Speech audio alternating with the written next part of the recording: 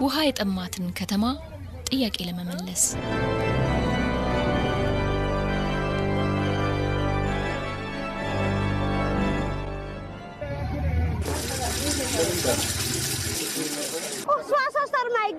ይሄው ሌሊት ወጣነኛ ቀንና ማታ ብርድም ፀሐይም እየመታን ለውጥ ያገኘን ነገር የለን።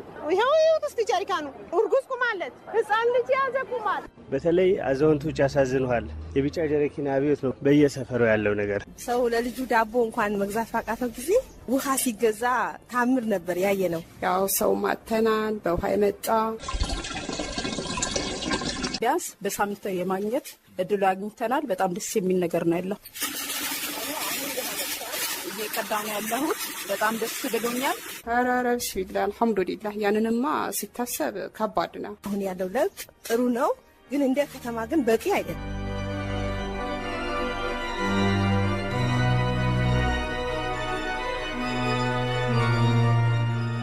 የወልቂጤ ከተማ የውሃ ችግር የነዋሪዎቿ የዘመናት ጥያቄ ነው። ውሃ ለማግኘት ከ2 እስከ 3 ወር ይቆዩ ነበር። በከተማው የነበረውን ረጃጅም የጀሪካን ሰልፍ አንዳንዶች የቢጫ ጀሪካን አብዮት ብለው ይጠሩትም ነበር። ይህ የውሃ ችግር ከፍተኛ የመልካም አስተዳደር እጦት ሆኖ የሰው ሕይወት እስከ መጥፋትም ደርሶ ነበር።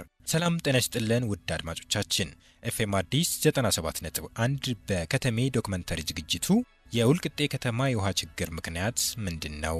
ችግሩን ለመፍታትስ ምን ተሰራ? ምንስ ለውጥ መጣ ብሎ ይጠይቃል። አዘጋጅና አቅራቢ ተስፋ ያበበ ነኝ። አብራችሁን ቆዩ።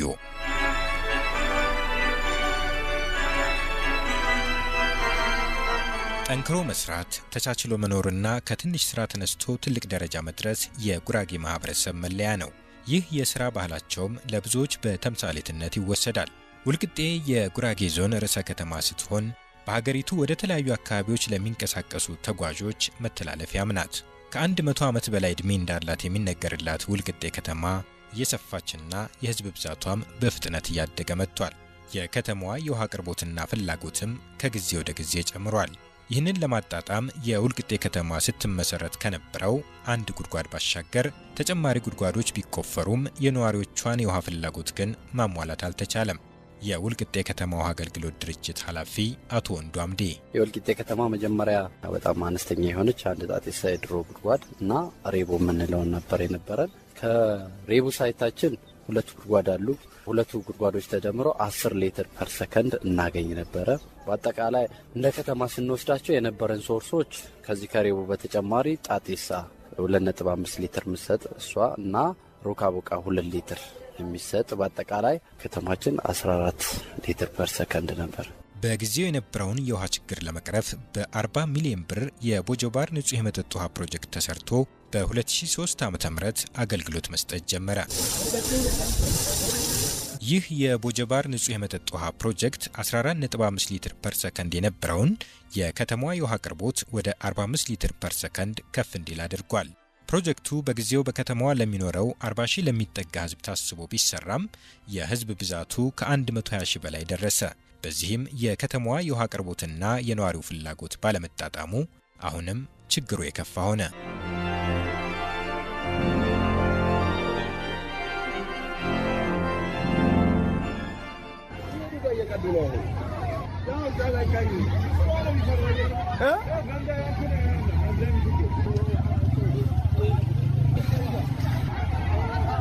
ውሃ ህይወት ነው። ከ1 ወር 2 ወር ማጣት እጅግ በጣም ከባድ ነው። አይገንም ገራ መስመር ነው። በ3 ወርም አይመጣም። ውሃ በጣም ያስቸገራል። ይሄው ሌሊት ወጣነኛ ቀንና ማታ ብርድም ፀሐይም እየመታን ለውጥ ያገኘን ነገር የለን። ይሄው እስቲ ጀሪካኑ አይሱስ ቁማል፣ ጋሪ ቆማል፣ ባጃጅ ቁማል፣ እርጉዝ ቁማለት፣ ህፃን ልጅ ያዘ ቁማል። በተለይ አዛውንቶች ያሳዝኑሃል። የቢጫ ጀሪካን አብዮት ነው በየሰፈሩ ያለው ነገር። ጠዋት 4 ሰዓት ነበር የመጣሁት። ቅድም 8 ተኩል ይሆናል። ለጀሪካን አካባቢ ሆነ ቀዳው። የዞን መቀመጫ ናት። በርካታ ከተሞች በስራ ጉዳይ በብዙ ነገር ትሄዳለህ ታያለህ። ውሃ እንደ ወልቂጤ አይነት ችግር ያለበት ከተማ አለ ብዬ እኔ አላስብም።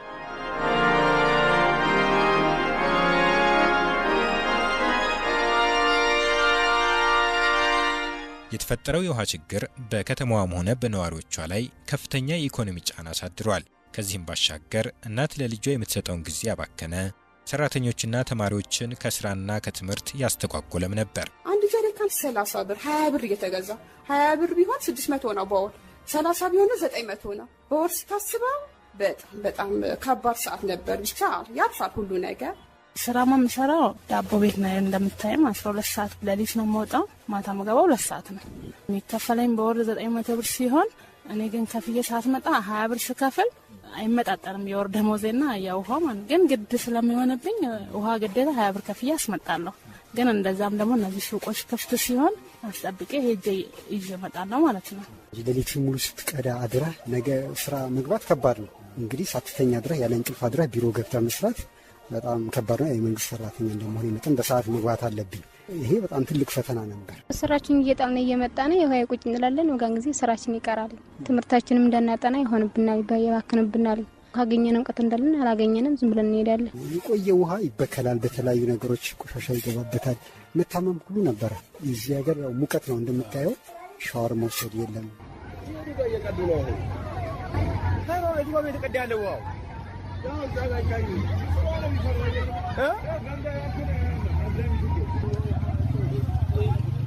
የወልቂጤ ከተማ የውሃ ችግር ከጊዜ ወደ ጊዜ እየሰፋ መጥቶ ለሰው ሕይወት መጥፋትም ምክንያት ሆኖ ነበር።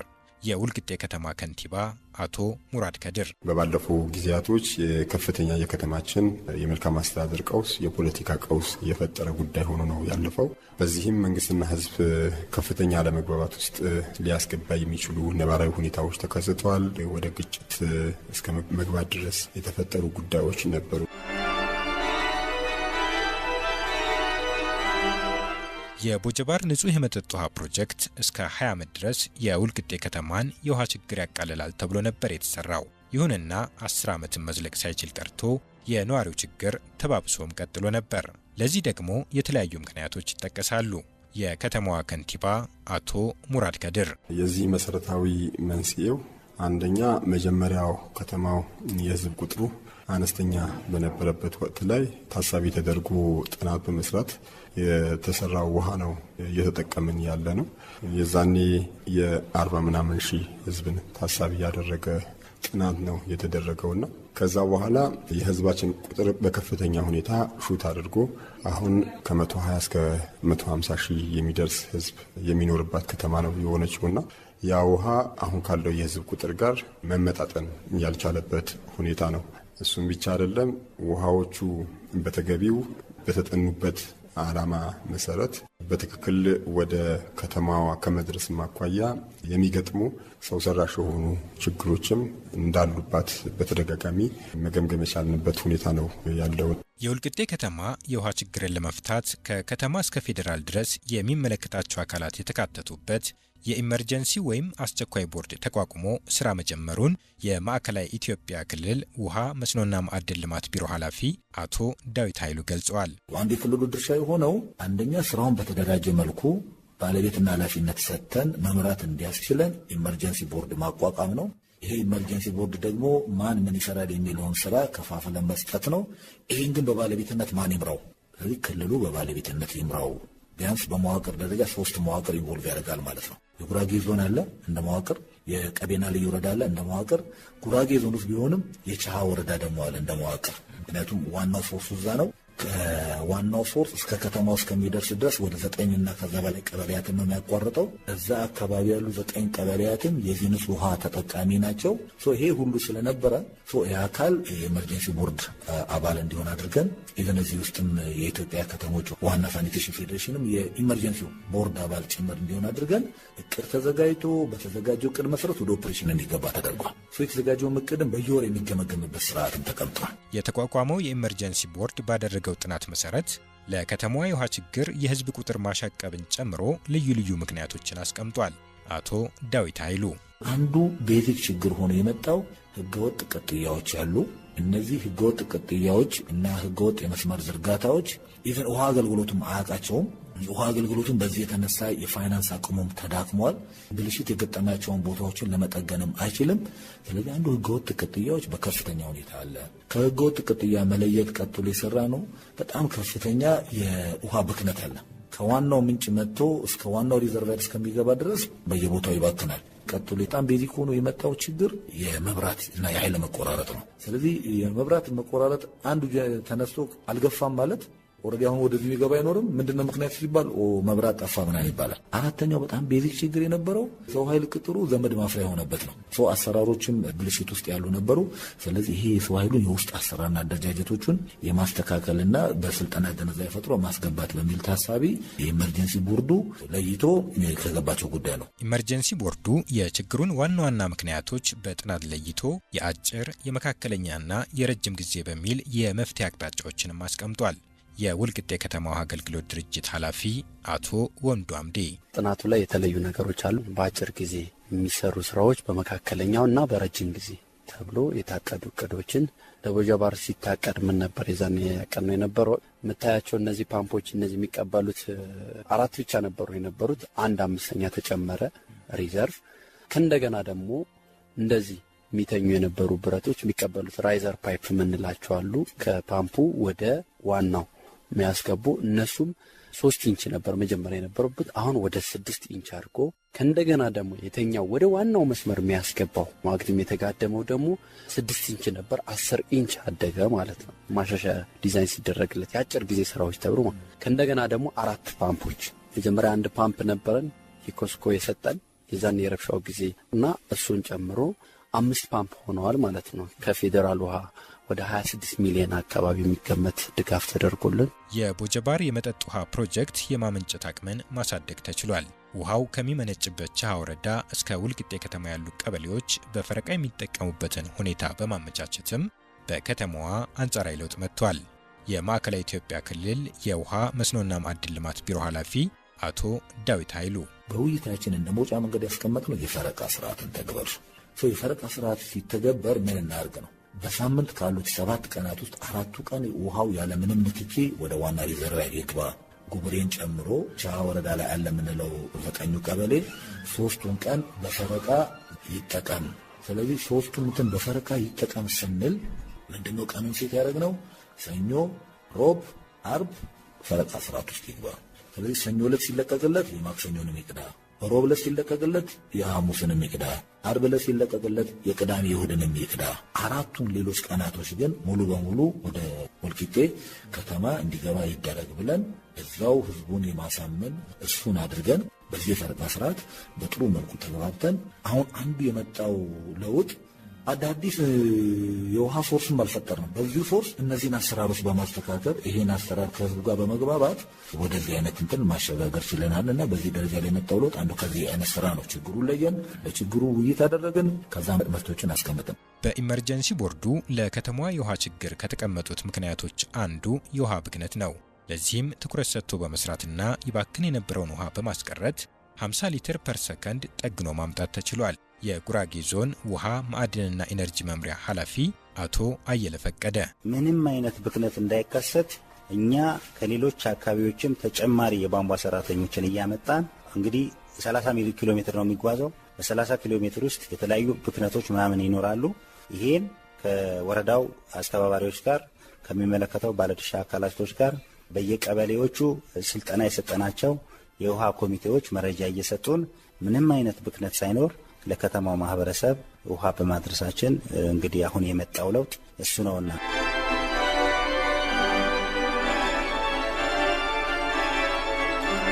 ለዘመናት የዘለቀውን የወልቂጤ ከተማ የውሃ ችግር ለመፍታት ከፍተኛ ርብርብ ተደርጓል። በዚህም የከተማዋን የውሃ አቅርቦት ማሳደግና ለውጥ ማምጣት መቻሉን የወልቂጤ ከተማ ውሃ አገልግሎት ድርጅት ምክትል ኃላፊ አቶ ቤተማርያም ጸጋ ማርያም ገልጸዋል። ያው የወልቂጤ የውሃ አገልግሎት ችግር ተደራራቢ የመጡ ችግሮች ናቸው። ዘመናት መሻገር ያልቻልናቸው ችግሮች ነበሩና የረብሻው ጊዜ አካባቢ 2015 ያው ሰው ያጣንበት ጊዜ አካባቢ ይመረት የነበረው የውሃ መጠን በአራቱም ጉድጓዶች ሲገቡት የነበረው ወደ 45 ሊትር በሰከንድ ነበረ። ምንም አይነት ጉድጓድ ሳንጨምር ምንም አይነት አዲስ ግንባታዎች ሳይገነቡ ያሉትን ብቻ በመጠገን አሁን ላይ ወደ 113 ሊትር በሰከንድ ማምረት ተችሏልና ይህም የነበረውን ስርጭት የ2 ወር የ3 ወር ያገኘ የነበረው እንደዚሁም በቦቲ ውሃ እናመላለስበት የነበረበት ጊዜን አሁን ወደ 15 ቀን ወደ ሳምንት እንዲሁም ደግሞ አንዳንድ ቦታዎች ላይ 24 ሰዓት ማህበረሰቡ ተጠቃሚ ማድረግ ችለናል። የወልቂጤ ከተማ የመልካም አስተዳደር ችግር የነበረውና ነዋሪዎቿን ለዘርፈ ብዙ እንግልት የዳረገው የውሃ እጥረት አሁን ላይ አንጻራዊ ለውጥና መሻሻል አሳይቷል። ይህን በተመለከተም በከተማዋ አራቱም ማዕዘን የሚገኙ ነዋሪዎችን ተዘዋውረን ለማነጋገር ሞክረናል።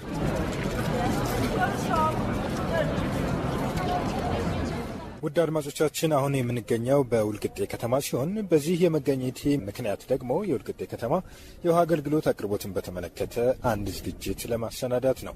በወልቂጤ ከተማ ውሃ አገልግሎት ድርጅት ውስጥ ባለሙያ ከሆነ አንድ ወጣት ጋር የተለያዩ የከተማዋን ሰፈሮች ወይም አካባቢዎች በመዘዋወር የህብረተሰቡ አስተያየትና ቅሬታ ምን ይመስላል የሚለውን ሀሳብ ለመሰብሰብ አሁን ከቢሮ እየወጣን ነው የምንገኘው። እስቲ ባለሙያውን እንተዋውቅና ከየት ነው የምንጀምረው፣ ወዴት ነው የምንሄደው የሚለውን ይነግረናል። ከድር ይባላለሁ። ከድር ሁሴን። ቅድሚያ ወዴት ነው የምንሄደው? ሃይስኩል ጀርባ ነው የምንሄደው። ዋርካው ሰፈር ነው አሁን እየሄድን ያለ ነው። የባጃጅ አይገባም፣ በእግር ነው የምንሄደው። እንጓዘው በእግር። ስለዚህ በእግር እንጓዝ። ቀጣይ ደግሞ እዛ ደርሰን የነዋሪዎቹን ሀሳብ ተቀብለን ወደ ሌላ ሰፈር በባጃጅ የሚሄድ ካለ በባጃጅ፣ በእግርም ከሆነ በእግር እየዋጋን እንሄዳለን። አድማጮቻችን አብራችሁን ተከተሉን። መልካም ጊዜ። ተቀጥሎ የት ነው?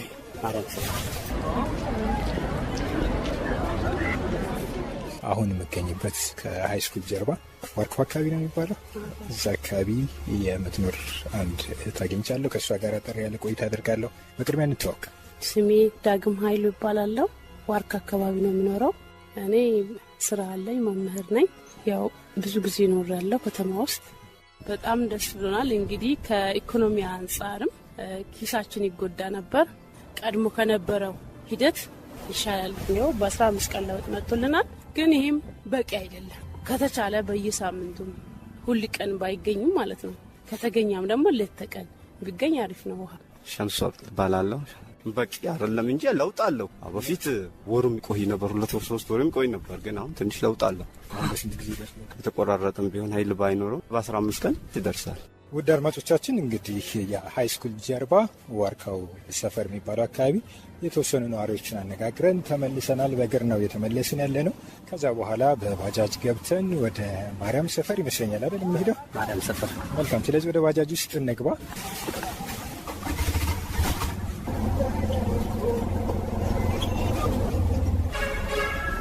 መልካም። እንግዲህ አሁን ከባጃጅ ወርደን ወደ ውስጥ እየገባን ነው። ይህ ሰፈር ማርያም ሰፈር እንደሚባል ባለሙያው ገልጾልኛል። እዚህ አካባቢ ያሉ ነዋሪዎችን ነው ሀሳብ የምንሰበስበው።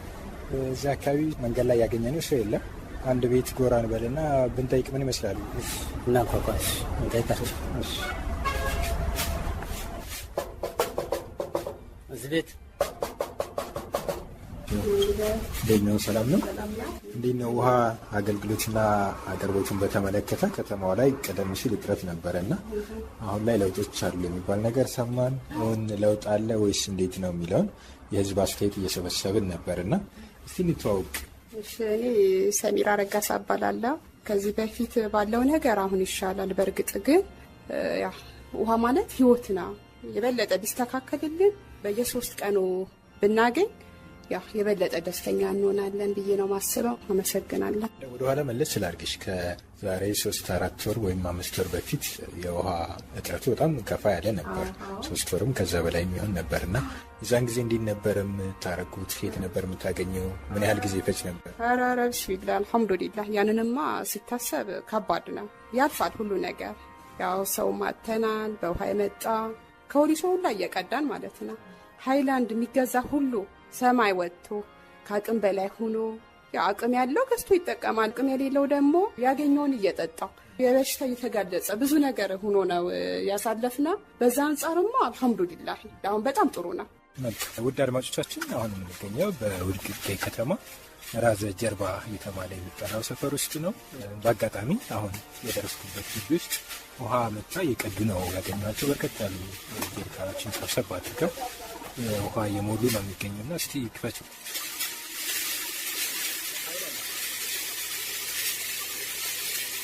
መጀመሪያ ከትውውቅ እንጀምር እስቲ። ማን ልበል? ስሜ ነጂባ ሁሴን ይባላል። ድሮ የነበረው በጣም ከባድ ነበረ። እስከ ጉጉሬ መሄድ ረጅም ርቀት በመጓዝ ነበረ የምናገኘው። አሁን ግን በዚች ዓመት በ2017 በጣም ደስ የሚል ነገር ነው ያለን። ቢያንስ በሳምንት የማግኘት እድሉ አግኝተናል። በጣም ደስ የሚል ነገር ነው ያለው። እየቀዳሁ ነው ያለሁት። በጣም ደስ ብሎኛል። ቢያንስ ከ15 ቀን ወደ 10 ቀን ወይም ወደ ሳምንት ዝቅ ቢልን ደስ ይለኛል። ይኸው አሁን ያለሁት ውሃ እየቀዳሁ ነው። ደስ ብሎኝ ነው። አሁን በሳምንቴ ነው ያገኘሁት። ውሃ እየቀዳሁ ነው ያለሁት። ለሌላም አካባቢዎች ከእኛ ወደ ታች ያላለ ወደ ቄራ ምናምን አካባቢ በጣም የሚቸገሩ ሰዎች አሉ። ለእነሱም ተደራሽ ቢሆን እላለሁ። የወልቂጤ ውሃ ልማት በጣም መስራት አለበት። በጣም በከፍተኛ አሁን እዚህ ወልቂጤ ላይ አንድ ገንዳ ብቻ ነው ያለው። አንድ ገንዳ ለአንድ ከተማ አይደለም፣ ለቀበሌ ራሱ ደራሽ አይደለም። ስለዚህ በጣም በውሃ ልማት መሰራት አለበት ብዬ አስባለሁ። የውሃ ልማቶች አሁንም ስሩልን ነው የምለው። እንተጋገዝ፣ እንስራ እላለሁ። አመሰግናለሁ ድል ስለተሰጠኝ። መልካም እንግዲህ ውድ አድማጮቻችን ከውሃ ልማት ከተመደበልኝ ባለሙያ ከድር ሁሴን ጋር እንግዲህ የተለያዩ ሰፈሮችን እየተዘዋወርን የህዝብ አስተያየት እየሰበሰብን ነው የምንገኘው። ቀደም ሲል ማርያም ሰፈር ነበርን። የተለያዩ ሀሳቦችን ተቀበልን፣ ሰበሰብ ነዋሪዎችም ያላቸውን ሀሳብ ሰጡን። አሁን ወደ ሌላ ሰፈር ነው የምንጓዘው እና ወዴት ነው የምንሄደው? ወደ ማረሚያ ነው የምንሄደው። ስለዚህ እዛ ሄደን ደግሞ እዛ ያለውን ህብረተሰቡን አስተያየትና ቅሬታ እንቀበላለን። ስለዚህ ባጃጅ እንይዛለን መሰለኝ። ስለዚህ ወደ ባጃጅ እንግባ።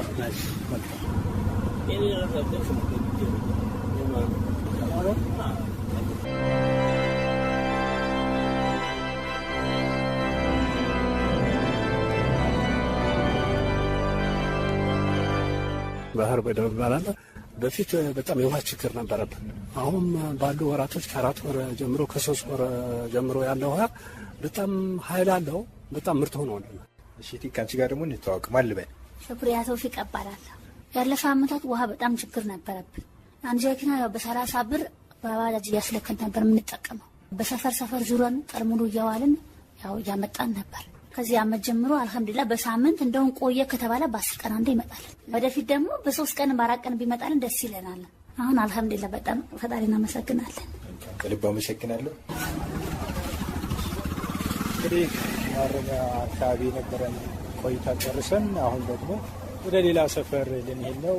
በተከታይነት ወዴት ነው የምንሄደው? አሁን ማህበር ቤት ነው የምንሄደው። ያለውን ነገር ማህበር ቤት ሚርቅ ይመስለኛል። ባጃጅ ወይስ በእግር? በባጃጅ ነው የምንሄደው። በእግር አይታሰብም። በእግር አይታሰብም። መልካም። ስለዚህ ወደ ባጃጅ እንግባ አብረን።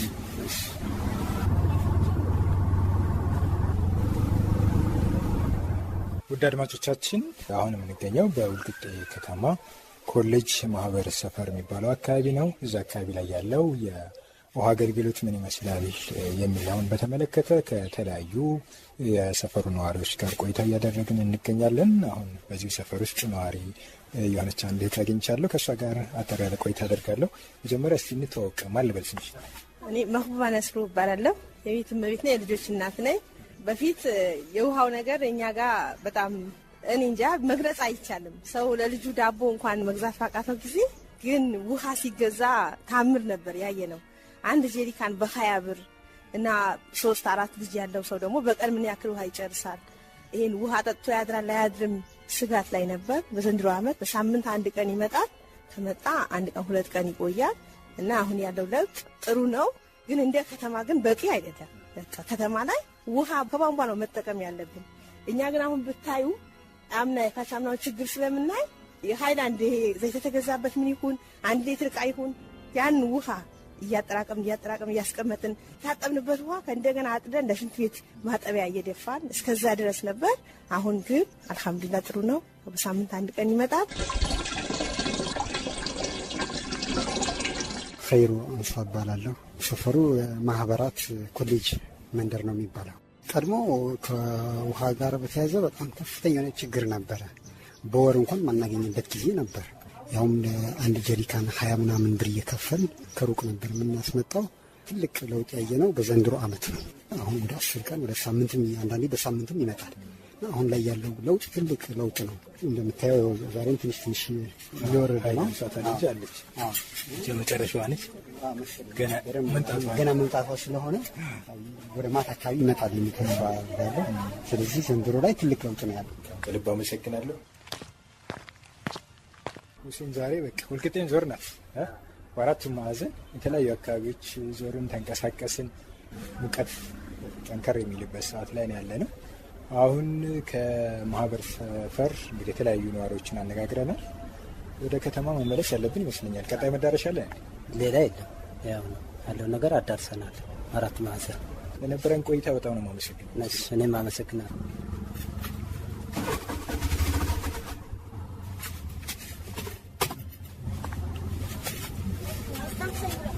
ምን አጋጠማችሁ? ሞቃት ኑረት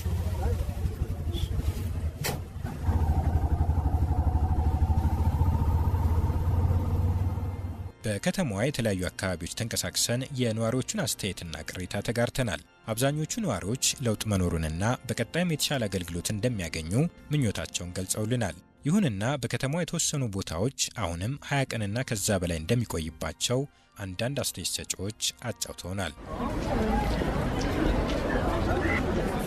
እስቲ ማን ልበል? አሁን እንደማየው ጀሪካን ይታየኛል፣ ማዚያ ይመስለኛል። እሱን ይዘሽ ከየት እንደቀዳሽ ባለቅም ደክሞሽ አረፍ ያልሽ ነው ይመስለኝና ከስምሽ እንታወቅ። ፎዚያ እያረባራለሁ። ውሃ ማመጣው ከጫንጮ ነው። ወደዚህ አካባቢ ደግሞ ውሃ በጣም ይቆይብናል። በቃ አይመጣም። ግን ሄደን መክፈላችን አይቀርም። አስተያየትም ሁሉም ስንነግራቸው ይመጣ ዛሬ ይለቀቃል ምናምን ይሉናል። ግን አይመጣም። በጣም ነው የሚቆየው። 2 ወር 3 ወር ከዛም በላይም ሊሆን ይችላል። ማለት እንደዛ ነው ላለ አመሰግናለሁ። ስሞትን ማን ይበል? ዳምጠው መሐመድ። ሰፈሩ ምንድነው የሚባለው? ግመሉ አርካ።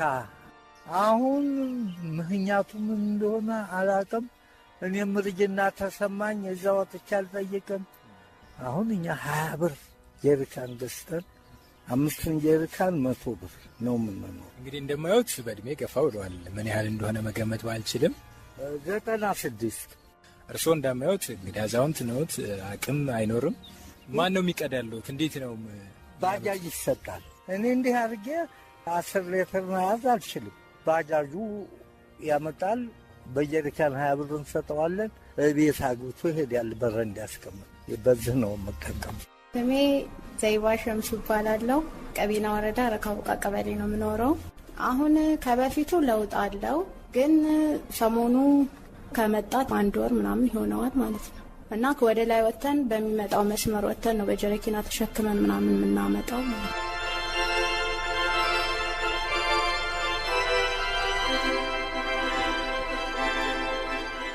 የከተማዋ የውሃ ቧንቧ መስመር ከዛሬ 30ና 40 ዓመታት በፊት የተዘረጉ መሆናቸው አገልግሎት አሰጣጡ ላይ እንቅፋት ፈጥሯል።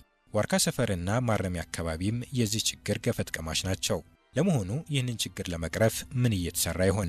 የወልቂጤ ከተማ ውሃ አገልግሎት ድርጅት ምክትል ኃላፊ አቶ ቤተ ማርያም ያው ሁለቱም ቦታዎች ላይ አሁን የጠቀስካቸው ቦታዎች ላይ ገብተን ማህበረሰብ አወያይተናል። ያው መንግስት ሁሉም ቦታ ላይ ስለማይደርስ ማህበረሰብ የራሱ ኮንትሪቢሽን አድርጎ የመስመር ማሻሻያዎችን መዘርጋት አለበት በሚል ጥናቶችን ሰጥተናቸው የተወሰነ እንቅስቃሴ ጀምረዋል። ዋርካም ሰፈርም እዛ ማረሚያም አካባቢ። ስለዚህ ሁለቱም ቦታዎች ላይ የተለዩ ችግሮች ናቸው። ቅድም እንደነገርኩ ለ30 ዓመት ለ40 ዓመት የተዘረጉ መስመሮች ናቸው አሁን ላይ ያሉት።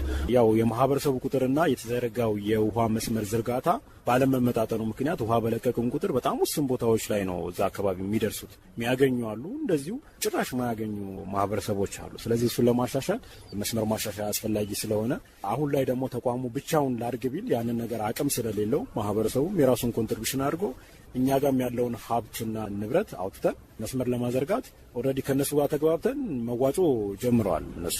ስለዚህ መዋጮም ሲያልቅ እኛ ገብተን መስመር የምናሻሽልበት ሁኔታ ነው ያለው። ከመስመር ዝርጋታው ባሻገር ማህበረሰቡን በማሳተፍ ተጨማሪ የውሃ ጉድጓዶች ለመቆፈር መታሰቡንም የጉራጌ ዞን ውሃ ማዕድንና ኤነርጂ መምሪያ ኃላፊ አቶ አየለ ፈቀደ ተናግረዋል። ማህበረሰቡም በተቻለው መጠን አጋዥ ነው። ተጨማሪ ሶርሶች ምናልባት መካከለኛ ጊዜና የረዥም ጊዜ እቅድ ከፌዴራል መንግስት ጋር እየተነጋገርን ነው። ለጊዜያዊ መፍትሄ ደግሞ አንድ ጉብሬ ላይ አንድ ወልቂጤ ላይ ማህበረሰቡን አሳትፈን የዞንን የከተማውን አቅም ተጠቅመን 2 ጉድጓዶች ለመጨመር ጥናቶች እያደረግን ነው። ደረጃ በደረጃ እንፈታዋለን የሚል ግምት አለን። ማህበረሰባችንም እያገዘ ነው። አጠቃላይ በምንሰራ ስራ በአሁኑ ሰዓት ላይ ደስተኛ ነው ማህበረሰባችን። በፊት ከነበረው ችግር አንጻር እነዚህ ነገሮች ይዘን የማህበረሰባችን አቅም ተጠቅመን የተሻለ የንጹህ መጠጥ ውሃ አቅርቦት ለማድረስ ጥረት የምናደርግ መሆኑን በዚሁ አጋጣሚ ለመግለጽ ነው። የወልቂጤ ከተማ የውሃ ችግርን ለመቅረፍ በተቋቋመው የኤመርጀንሲ ቦርድ የአጭር የመካከለኛና የረጅም ጊዜ እቅዶች ተቀምጠዋል። አሁን ላይ የአጭር ጊዜ እቅድ ተጠናቋል። በቀጣይ ደግሞ የመካከለኛና የረጅም ጊዜ እቅዶችን ወደ ስራ ለመተግበር ውይይትና ንግግሮች ተጀምረዋል። የወልቂጤ ከተማ ከንቲባ አቶ ሙራድ ከድር በመካከለኛ ጊዜ ይሰራሉ ተብለው የተቀመጡ ነገሮች አሉ። ከፓምፑ ጀምሮ በየመስመሩ ካሉ የቧንቧ ዝርጋታዎች ጨምሮ ሊስተካከሉ ይገባሉ ተብሎ የታቀዱ አሉ። በዚህም የማምረት ውሃ የማቅረብ አቅሙ ከፍ እንዲል ያደርገዋል። ትራንስፈርመርም ጋር ተያይዞ አቅሙ ከፍ ያለ ትራንስፈር ተጨማሪነት የሚያስፈልጉ ጉዳዮች ማሟላት እንደሚያስፈልግ አቅጣጫ የተቀመጠበት ሂደት አለ። ይህንን ተግባር በቀጣይ ጊዜ ይዘን የምንቀጥል ነው የሚሆነው። ይሄ ካደረግን ፈጥነን ወደ ረዥም ጊዜው መሸጋገል የምንችልበት እድል አለው። በዛን የዋጋ ከ1.5 ቢሊዮን ብር በላይ ነው ጥናቱ የነበረው በዘላቂነት የወልቂጤ ከተማ ንጹህ መጠጥ ውሃ ለመፍታት። አሁን ግን ከ2 ቢሊዮን ብር በላይ ሊወጣ እንደሚችል ያው የወቅታዊ የገበያ የዋጋ ሁኔታም ታሳቢ በማድረግ ከፍ እንደሚል ይገመታል። ግን ደግሞ የአጭር ጊዜ የሰራነው ስራ ማቆየት፣ የመካከለኛ ጊዜ ስራው ፈጥኖ ማስቀጠልና ከሱ ተሻገርን ደግሞ በዘላቂነት ችግሩ የምንፈታበትን አቅጣጫ ማስኬድ ይጠበቅብናልና ያንን ታሳቢ ያደረጉ እንቅስቃሴዎች እያደረግን ያለንበት ሁኔታ ነው ያለው። አስከፊ የተባለውን የከተማዋን የውሃ ችግር ለመፍታት ከከተማ እስከ ፌዴራል ድረስ የሚመለከታቸው አካላት ተሳትፈዋል። በዚህም ለውጥ መጥቷልና ለተሳተፉ አካላት በሙሉ የወልቂጤ ከተማ ከንቲባ አቶ ሙራድ ከድር ምስጋናቸውን አቅርበዋል። አሁን እዚህ ከተማ እየገባ ያለው 92 ሊትር ፐር ሰከንድ ነው። የከተማችን የህዝብ የንጹህ መጠጥ ውሃ ፍላጎት ለማሟላት 210 ሊትር ፐር ሰከንድ ማምረት ይጠበቅብናልና ይሄ ማስተካከል ይኖርብናል። አሁን በአጭር ጊዜ የተያዘውን እቅድ በጣም ውጤታማ በሚባል ደረጃ የተሰራበት ሁኔታ፣ በዚህም የፌዴራል መንግስቱ፣ የክልል ውሃ ቢሮ እንደዚሁም የክልል መንግስት፣ የዞኑ መንግስት ያላሰለሰ ጥረት ነው ያደረጉት እና በዚሁ አጋጣሚ ከልብ ማመስገን እፈልጋለሁ። በቀጣይ ለከተማዋ ነዋሪዎች የተሻለ የውሃ አገልግሎት ለመስጠትና ለውጥ ለማምጣት እንሰራለን። ህዝቡ ላሳየን ትዕግስትም ከልብ እናመሰግናለን ብለዋል የወልቂጤ ከተማ የውሃ አገልግሎት ድርጅት ምክትል ኃላፊ አቶ ቤተማርያም ጸጋ ማርያም። የወልቂጤ ማህበረሰብ በጣም በትዕግስት ውሃ ሳንሰጠው እንኳን እየጠበቀን በ15 ቀን እየሰጠነው እንኳን ያው ተዟዙሮ አይተዋልና እናመሰግናለን የሚለውን የሚገባቸውን ያህል አድርገን ሳይሆን ያው ለውጥ ያሳዩናል በሚል በትዕግስት ስለሆነ የሚጠብቁን ያው አናሳፍራቸውም። ፕሮግረስ እናሳያቸዋለን፣ ለውጦችን እናሳያቸዋለን። ለትዕግስታቸው ግን በጣም ትልቅ አድናቆት አለኝ። እግዚአብሔር ያክብርልኝ። የወልቂጤ ከተማ የውሃ አቅርቦትን ከፍተኛ ድርሻ የሚይዘው የቦጀባር ውሃ ጥልቀትና ስፋት ባይታወቅም በርካታ ምንጮችን እንደያዘ ግን ይነገራል። እስከ 250 ሊትር ፐር ሰከንድ የማምረት አቅም ያለው ይህ የቦጀባር ውሃ አይደለም ለወልቂጤ ከተማ ለሌላም ይተርፋል። በአጠቃላይ የከተማዋን የውሃ አቅርቦትና ፍላጎት ለማጣጣም ብዙ መስራትን ይጠይቃል።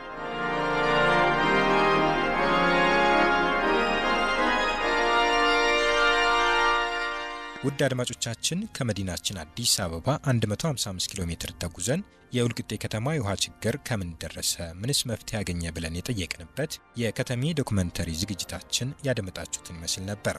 በቀጣይ በሌላ ከተሜ ዶክመንተሪ ዝግጅት እንገናኛለን። የፕሮግራሙ አዘጋጅና አቅራቢ ተስፋ አበበ ነበርኩ። ጤና ይስጥልን።